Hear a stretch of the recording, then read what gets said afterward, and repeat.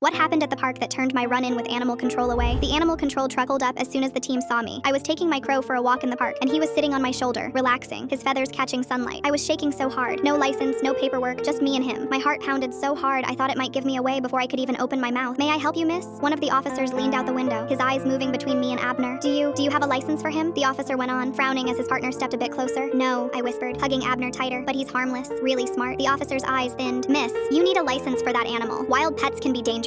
You can't just walk around with him in public." My stomach dropped. "He's fine," I said, trying to keep my voice steady. "He's trained." "You won't? Sorry, miss, but we have to take him in for an examination to make sure he doesn't carry any diseases." My chest went tight, and for a second I froze. But there was no way I was letting them take Abner without a fight. The lead officer's face went white. "Hand him over, now, or else what?" I snapped, my voice shaking. "You'll be taken in for questioning. Either way, he comes with us." "Never!" I yelled, running down the park pathway. My feet barely touched the pavement as I ran as fast as I could, passing by joggers and picnickers who were just staring at us. Behind me, I could hear the officers shouting, catching up with me. My mind raced. What could I possibly say to keep Abner? "Miss!" The officer shouted again, closer this time. My lungs burned. I suddenly stopped, holding Abner tight to my chest. "I swear, officer, I really do have a license for him," I cried. "Abner's been my pet for years. He's my emotional support animal. Please don't take him away." Abner flapped his wings and let out a series of sharp squawks. His claws tapped my shoulder as if asking me to hold still. Then without warning, he moved forward, pecking at the closest officer's uniform. It was mass chaos. Arms waved, shouts echoed across the park. People nearby began to pause, some filming with their phones. Their curiosity spiked. "Stop that filthy animal!" the lead officer screamed, red-faced. "Stop him before we call the police. This is insane." "I can't," I whispered, panicking, hardly able to form words. "Abner, no." But then something unexpected happened. The lead officer froze, eyes wide, and a strange grin spread across his face. He bent slightly toward Abner. "You know how to talk, don't you, sweet boy?" Abner squawked, almost as if responding, tilting his head. One by one, the other officers' expressions softened. Then laughter burst from them, loud, uncontrollable, and completely unexpected. "Squawk! Squawk! You know how to talk," the lead officer mimicked, waving a hand at Abner, who responded with another squeaky, proud squawk. My shoulders relaxed slightly, though my heart was still pounding in disbelief. I laughed too, a nervous, relieved laugh that quickly turned genuine. Abner hopped up and down lightly on my shoulder, pecking his feathers as if thoroughly enjoying the attention. The tension that had once overcome the park moments ago seemed to disappear completely. "You're off the hook this time, miss," the lead officer finally said, shaking his head but still laughing. "But you better take that thing to a vet. Rabies shot, checkup, the works. We've never seen a crow like this." "Are you sure?" I asked, my voice trembling despite the relief running through me. "Yes, but keep him away from me next time," another officer added, still laughing under his breath. I exhaled. Abner ruffled his feathers happily, letting out one last squawk. I stroked his head, whispering, "See? I told you we'd be okay." The park returned to its usual hum, children laughing, joggers passing, birds chirping, but for me, nothing felt ordinary. Abner wasn't just a pet. He was a protector, a companion, and somehow, a hero. That day, a simple walk in the park had turned into an adventure I would never forget. And as the officers drove away, still chuckling at the sight of a crow talking back to them, I realized just how lucky I was, not only to have Abner, but to have him by my side when the world seemed ready to take him away.